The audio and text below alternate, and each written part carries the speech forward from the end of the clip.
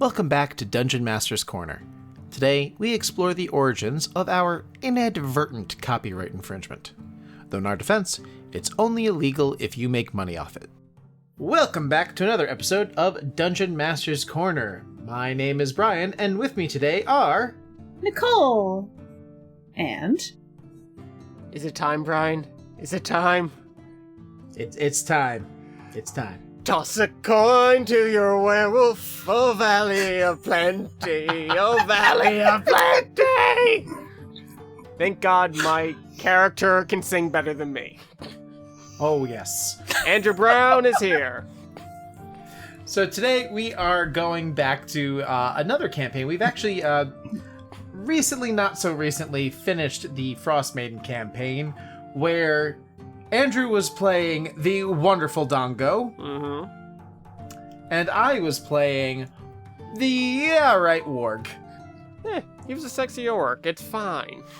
He was a sexy... I always forget he's an orc because I'm used to being a werewolf at that point, so it's usually wolf. You can be both. That's true, and I was. And our DM was, of course, you, me. Nicole. It was me. I did the thing. We are so sorry. So you're to blame.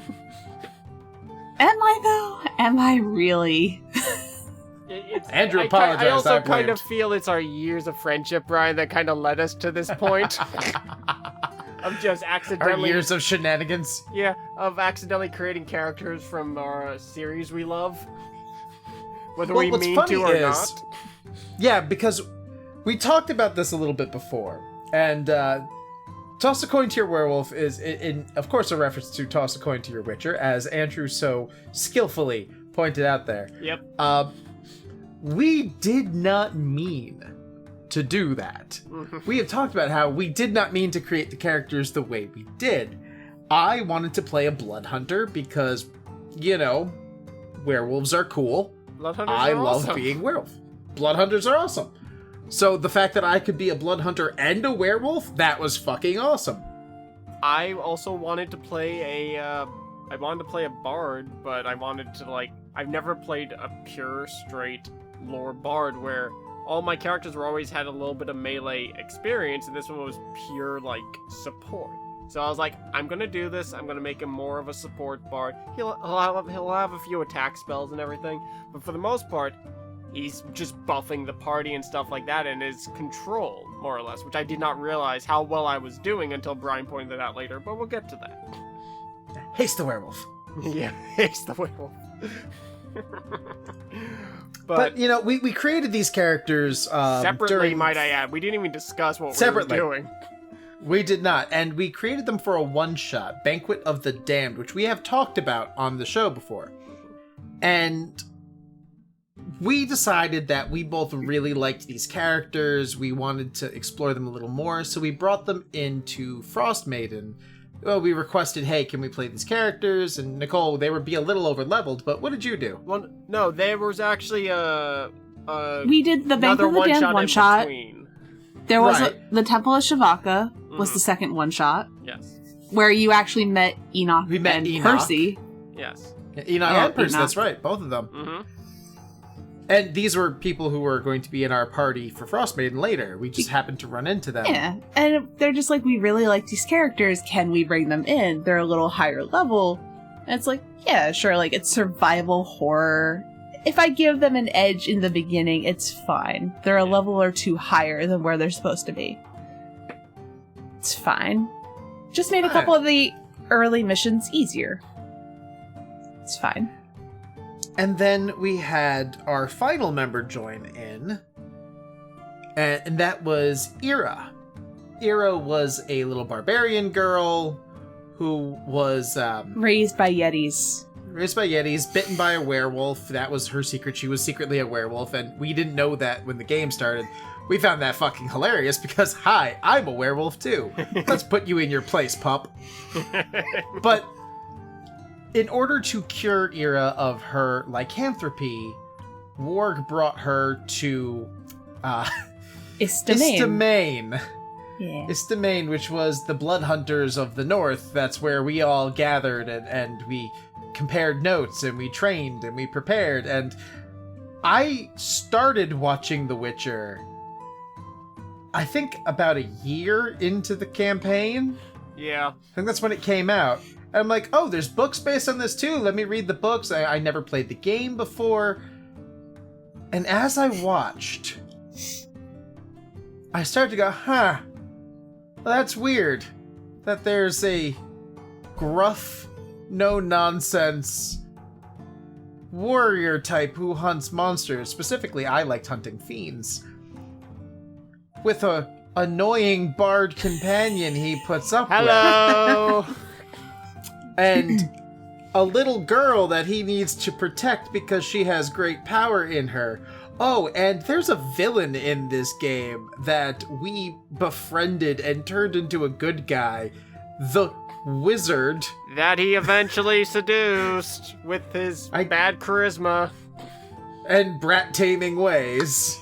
I actually completely forgot that she was Yennefer, wasn't she? We kept making jokes that she was Yennefer the whole time. Yep. Mm-hmm. This was, this is Avarice, by the way. If you've played Frostmaiden, Avarice. So, my blood hunter seduced the evil mage with his bard companion and small female ward. We accidentally The Witcher. Yep, no, like, it was accidental. And I was even... I at least didn't play the exact bard because my character was committed. And I was playing a committed bard, which doesn't happen often. Everyone always plays the, I'm gonna seduce all the maidens and all that. I'm like, no, fuck That's that. what you meant. Okay. I'm sitting there going, committed. Do you mean committed to your wife or your betrothed that we were trying to rescue? Or do you mean committed to the bard shtick? I was trying to... Column you A, always column multi-class. B, column Yeah, dongo. that's where... My dong go. But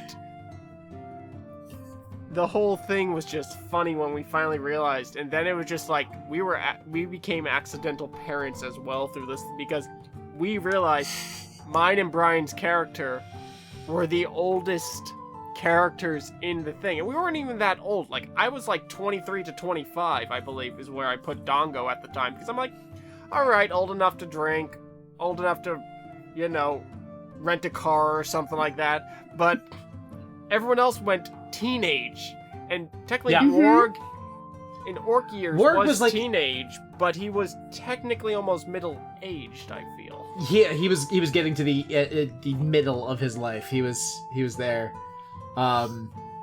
Because I was full-blood orc. I wasn't half-orc. I was full-blooded orc. And, real glad when they retconned the whole -2 intelligence thing when you choose orc, because didn't realize how much blood hunters needed intelligence. Yeah. That was back when, wizards cared about people and didn't, let Microsoft execs ruin everything that made them special. But I digress. We're not bitter at all. But yes, not at all. We have very affectionately called this campaign The Dads and Their Teens. I thought we called it Children in Peril. No, that was a subtext. Oh, okay. Yeah. Alright, fair. Because Ira was 16, I want to say, and I had taken her on as a ward because she was a werewolf that needed, guidance. Yeah. Enoch was like 15-ish. Yeah. And there was the budding romance between them, both in and out of game. Yeah. Hey now. Yeah. And then Percy was like 17, 18, but he was a Dragonborn, so he was like early 20s-ish. And he was always high. He was our favorite child. Oh, I feel we should also preference this because I don't know how often we do this, but this is why if we ever say high because Percy's always high, this is what we're talking about. This exact character is this why has we become always a do thing. That. Matt brought in the thing, like, if you're ever like in a maze or if you ever are in a dungeon and you don't know what direction to go, just go left. Like, always left. So there's never a question anymore. If we're trying to, like, navigate something, it's just turn left. So now, whenever we're asked, do you want high or low, like, which is good for you, high or low on a percentile, the answer is always high, because Percy's always high. Mm-hmm. So... Chillest character ever. Just just his god. He carried his god around in a lantern that he used to light his joints. It was great. That is pretty freaking awesome. I believe we characterized his god as Willie Nelson, if I remember right. Yeah, his god was essentially Willie Nelson. Yeah, no, I accept that. It was Sirion, actually, was the god, but if you were curious. Yeah. But Willie Nelson, Snoop Dogg, it's funny either's how acceptable. how these characters started was, I forget how much you guys talked about in the previous episode when you brought it up, about like this specific module that we started with. The Banquet of the Damned? Yeah. Really all I wanted, just for quick recap on WotC, really all I wanted to do with him was I wanted to be gruff and mean and like, but I also wanted to be much more clever than people. There was I loved the movie He Rush looked like Hour. a dumb orc, but he was way smarter than anyone would ever believe him to be. I love the movie Rush Hour. One of my favorite bits in that is when Jackie Chan says to Chris Tucker, I'm not stupid, I just let stupid people talk. They tell you everything you need to know. Something along those lines. Yeah. And that's exactly what I wanted WotC to be. I wanted him to let people think he was stupid. He pretended he didn't speak common, and which brought my Dongo character was hired as my translator. Because at the time I didn't pick another language. I'm like, oh, just to get the party together because we didn't really have a good way to do that. I'm like, I have a spare language I haven't taken yet. I'll just make Orcish and I can be the translator. And everyone's like, hey, we need a translator. Who wants it? I do. As I'm like tuning my lute, I'm like, I can. Where are we heading? To get pie. I'm in. It was an easy in, and we ended up fighting demons, fighting mummies, going to the north and fighting the Fae, and you're just like, if I had known pie would lead to this. All I wanted was pie, and then in the middle of the fight you start speaking common, and I'm just like, you son of a bitch! You lied to me! As enemies trying to attack me, I'm like, I'll get to you in a fucking moment. You! To be fair, I never lied to you. I never told you I couldn't speak common. I just only ever spoke Orcish. Oh, no. And then told you to tell people things in common. I know that now. No, the character understands that now, and Andrew knew that from the get-go. But... Yeah, no, but that was my argument at Dongo. Dongo at the time was so hurt, and he was just like, he's one of those people that will stop whatever he's doing to be like, you did something that I wasn't expecting and pissed me off. I'm dealing with this right fucking now, my friend. Hey, I got your daughter back, didn't I? Oh, no, you did, and that's why he'll love you forever. But it was just one of those moments of just like, it was so, like, when I did it, I was just like, I thought it'd be funny, but it was like, I didn't realize how much in character it was in that moment. As an elf is trying to stab me, I stopped fighting with him just to bicker with him. I would like to quibble. It's even more dandelion than anything else. I'm going to stop in the middle of this fight just to cuss you out. And the funny thing is, Brian saw The Witcher before me. Like, I didn't start watching it until, like, I'm gonna say maybe a year or whatever. Like, it was before season 2 came out, but it was before, and I'm like, okay, season 2 is coming out, so I'll watch, and I'm like, oh my god, yeah, this is so us. And that's what I was part. doing was I started watching the show, and then I started collecting the books. I'm actually in the middle of the 3rd book right now. I put it down because other things came up, moved a couple times, shit like that. Life happens. Another phrase that has been adopted by our D&D group. Yeah. But I remember sitting there and reading the book going, oh god, it's worse than I thought. We are even more like these characters than I thought originally. Yep. So... But also, Dongo has a special place in my heart because I think my proudest moment, because I never mained Bard before, and literally, like, you two have played Bards before and everything. I don't really do casters. It's just not something I usually do, because usually intelligence is always my dump stat, because I just find that certain things funnier because I get to just be the chaos gremlin I am, and yes, I know it's like, oh, but it's what my character would do, but it's like, I do it in a way where it's just like, yes, my stats say I'm dumb, but there are reasons why I'm dumb. It's not just, because... To counter you on that a little bit, Yes. there's only one pure caster that is intelligence-based, and that's a wizard. Asher is a charisma caster and is dumb as a fucking brick. That's fair. Dongo didn't need to be smart because his casting was also charisma. Yeah. But also... Be a sorcerer. Casting is charisma. But I do love Dongo for the simple fact of, I remember during one fight, I had 2 werewolves on me. And for those out there, and I apologize to every DM that I'm about to tell their players how to royally make combat more in the player's favor right now, blindness and deafen is not concentration, people. Inspiration. You cast Bane, and then that, you've controlled the battlefield now. And I realized that one day, to the point that Brian goes, I've never been more proud of you, because I had 2 werewolves on me, and they couldn't hit me worth a fucking damn. I literally took out a... standing there. I took out a sun chair, it sat down, and they still couldn't fucking hit me. So they were attacking at disadvantage and at minus D4. They could not touch him. It was hilarious. So he took 2 werewolves out of, I think, 5 out of the equation. Yeah. So that left Percy, Enoch, and Ira dealing with one of the werewolves, and me going after, I believe we referred to her as Disbitch. Yes. Yeah, it was the one who bit Ira.